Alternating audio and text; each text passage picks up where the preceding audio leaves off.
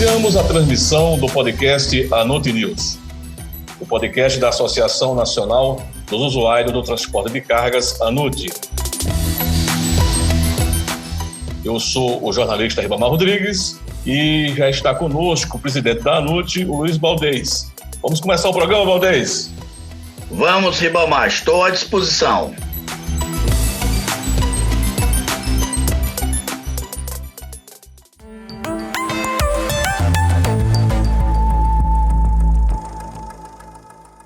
Diante da enorme repercussão do podcast anterior sobre pedágio, recebemos vários e-mails, o que mostra a relevância do assunto para a sociedade brasileira.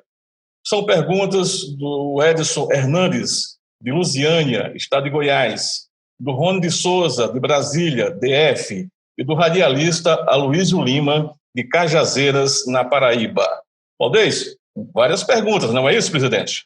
Exatamente, Ribamar. Nós ficamos muito satisfeitos, muito felizes por receber essas perguntas. Desde já agradeço às pessoas que nos encaminharam essas perguntas.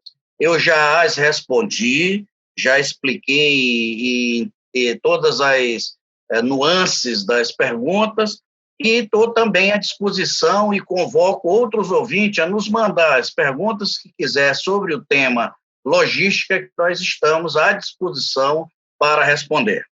Em primeiro lugar, eu gostaria de perguntar o seguinte: muitas dúvidas têm surgido sobre como o valor do pedágio é calculado.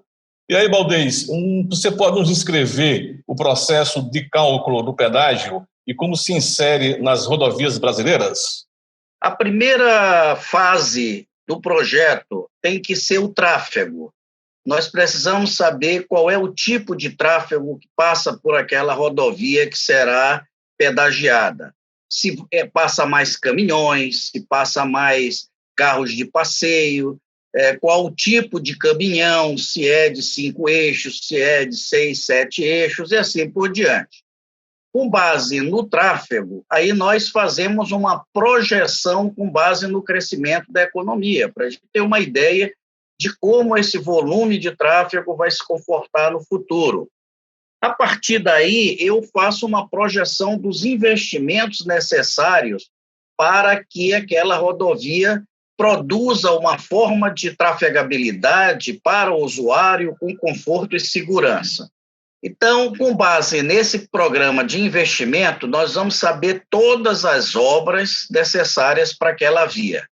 A partir daí, eu faço uma projeção de custos e de receitas com base numa tarifa que dê a viabilidade para aquele projeto.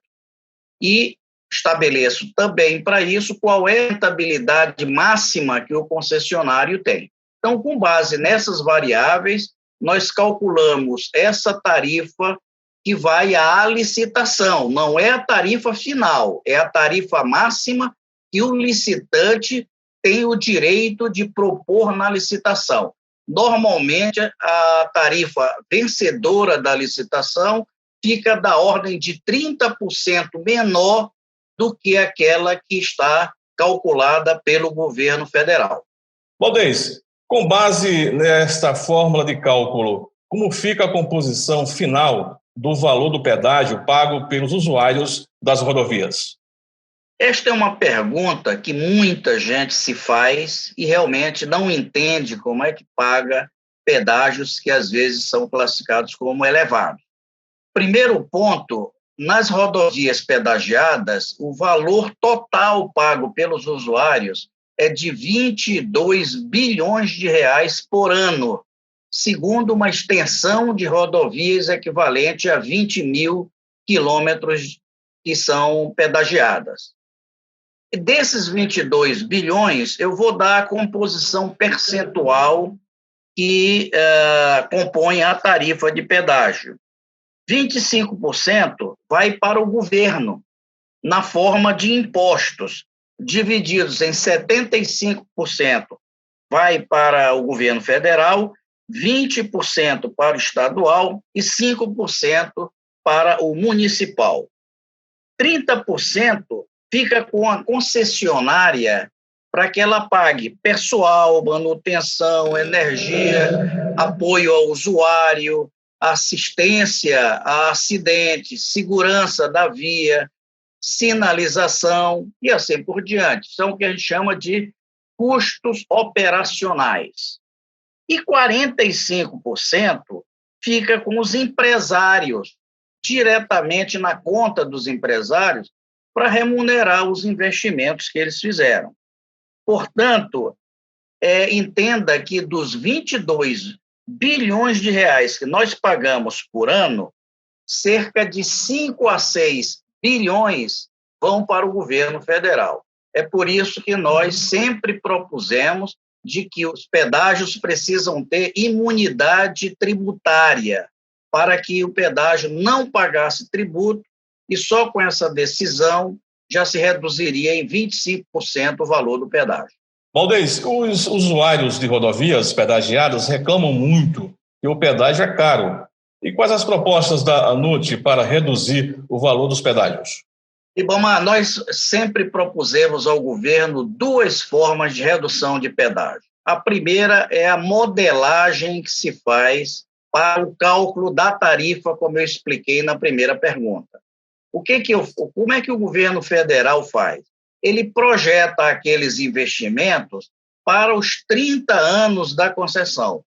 Portanto, ele projeta obras para o ano 25 anos à frente do presente momento. Nós não temos hoje ideia de que obras nós vamos precisar lá 25 anos à frente. Então, a ANUT propõe que os últimos 10 anos da concessão não haja novas obras, apenas gastos com manutenção da via. Se for necessário, lá na frente nós decidimos, mas hoje é impossível se saber que obra é aquela. Segundo, as obras do ano 10 ao ano 20 da concessão teriam que ser obras apenas indicativas, não fariam parte do pedágio. E só fariam parte do pedágio as obras dos primeiros 10 anos, que seriam obrigatórias. Por quê? Porque estas obras, nós temos uma probabilidade maior de sua necessidade. Como o investimento representa quase a metade do valor do pedágio, nós teríamos já uma redução muito grande do pedágio. E o segundo aspecto que nós insistimos com o governo é de que mantenha a licitação pela menor tarifa. A menor tarifa, numa licitação, numa disputa de várias empresas que queiram ser concessionárias daquele trecho, acaba propondo reduções elevadas nessa tarifa, que tem sido conseguido reduções da ordem de 30% da tarifa de pedágio. Portanto, com esses 2 conceitos, nós teríamos uma grande probabilidade das tarifas serem reduzidas pela metade do que é cobrado hoje, que já seria um grande benefício para os usuários. Perfeito, Valdez. As suas respostas, presidente, foram muito precisas aqui sobre essa questão do pedágio, porém, nosso tempo já está se esgotando e ainda temos muito a esclarecer sobre o pedágio no Brasil. Agora, ouvinte do podcast ANUT News, não se preocupe, nós voltaremos a esse tema nos próximos programas. Não é isso, presidente? Exatamente. Eu solicito aos ouvintes que continuem mandando e-mails, continuem a fazer suas perguntas. Eu sei que pedágio é um assunto que fere o bolso do contribuinte. Além dos impostos, ainda tem que pagar pedágio. Então, nós precisamos conversar mais sobre as isenções. Por exemplo, para idosos e deficientes, poderia ser uma boa ideia, mas nós podemos tratar desse tema no próximo programa. Muito obrigado.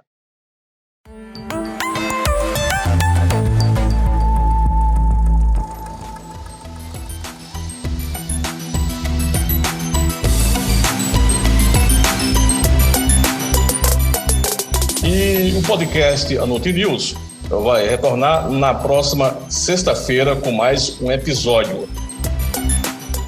Lembrando que você, ouvinte, pode participar do ANUT News com perguntas e opiniões enviando um e-mail para anut@anut.org.br. participe. A todos, um abraço e até a próxima sexta-feira.